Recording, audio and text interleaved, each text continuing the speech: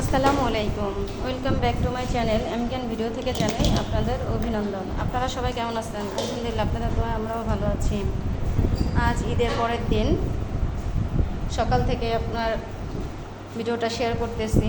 এই যে আমাদের সকালে ব্রেকফাস্ট চলে আসছে, গরম ভাত, ডিম ভুনা। আসলে গতকালকের খাবার অনেক রয়ে গেছে, এর জন্য এগুলোই গরম করে দেওয়া হয়েছে, আর ভাতটা গরম গরম রান্না করা হয়েছে। আর এখানে সেই ডাল আর ডিম ভুনা আছে। আর এখানে যে গরুর মাংস। আর আজকেও আপনার কি কি রান্না হবে, কি কি করব আমরা অবশ্যই আপনাদের সাথে শেয়ার করব, আমাদের সঙ্গে থাকবেন। দেখেন এখন ওরা প্লেটগুলো সাজাচ্ছে, আপনাদের সাথে শেয়ার করব। ওদের প্লেট সাজানো হয়ে গেলে ওরা খাবারগুলো পরিবেশন করতেছে। আর আজকে গেস্ট আসবে, এর জন্য রুম টুমও সব ক্লিন করা হচ্ছে। মেয়েরা স্যার বলে দিচ্ছে পরিপাটি হয়ে থাকার জন্য। আর আমাদের মেয়েরা সবসময় অ্যাক্টিভ থাকে, যে কোনো মুহূর্তে কেউ চলে আসতে পারে, কারণ আমাদের ফ্লোরটাই এমন জায়গায় করা হয়েছে, কারণ স্যার উপরে থাকেন, আমরা নিচতলায়। এই জন্য সবসময় মনে করেন অ্যাক্টিভ থাকতে হয় সবাইকে, যে কোনো মুহূর্তে যে কেউ চলে আসতে পারে রুমের ভিতরে দেখার জন্য, কারণ এটা একটা এতিমখানা। তাহলে আমাদের সঙ্গে থাকবেন ইনশাল্লাহ। আমরা কী কী করি সব কিছু আপনাদের সাথে শেয়ার করব সকাল থেকে রাত পর্যন্ত। এই যে আমার সকালের ব্রেকফাস্ট রেডি হয়ে গেছে, দেখেন গরুর গোশত, ডিম, সাদা ভাত আর হলো ডাল। এখন আমি খেয়ে নিব,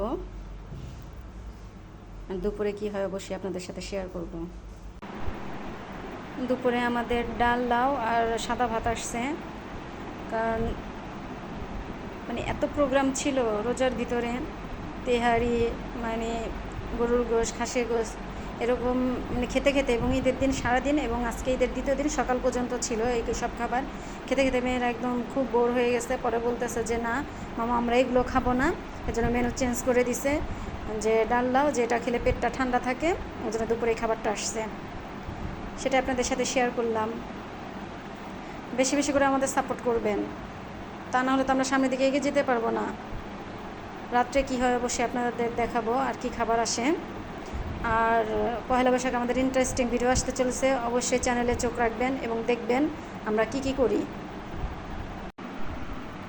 রাতের ডিনার আমাদের চলে আসছে।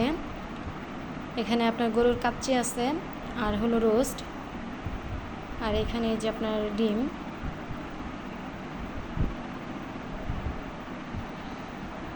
খাবারটা খুব লোভনীয় হয়েছে মনে হচ্ছে। মেয়েদের খাওয়া শেষ, এখন আমি খেয়ে নিব, নামাজও পড়ে নিছি।